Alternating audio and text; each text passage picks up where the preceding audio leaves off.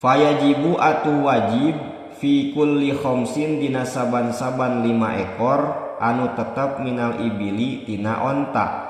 Naon syatun hiji domba, jaz'u do'nin anu geus munglak huntuna hiji, awasani nyumazin atawa embe anu geus umur 2 tahun.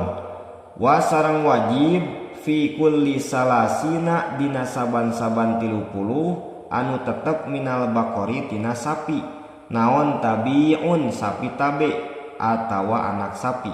Summa in zada tuluy lamun mah ngaleuwihan, naon masyatuhu ingon-ingonna itu si jalma ala zalika netepan kana itu mazkur, fa tah wajib zakat fi zalika zaidi dina itu paleleuwih.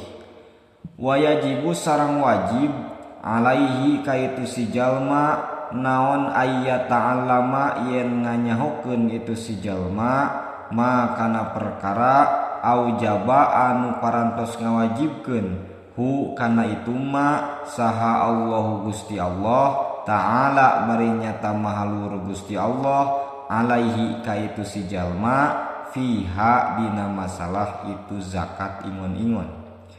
Wa ammat tamaru sareng anapon ari korma, wazabibu sareng anggur, wazuru'u sareng tatanduran.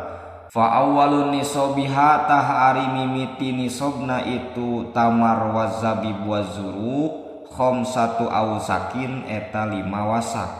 Wahya sareng ari itu khamsatu ausak salasumiati so'in eta 300 kulak. Biso'ihi kalawan ngangge kulakna Kangjeng Nabi Muhammad alaihi eta tetep muga ka Kangjeng Nabi as-salatu ari rahmat Allah wassalamu sareng kasalamatan Gusti Allah.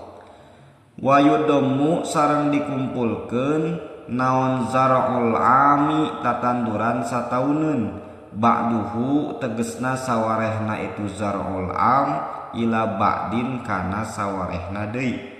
Layuk malun teu disampurnakeun naon jinsun hiji jinis bijinsin ku jinis anu sejen.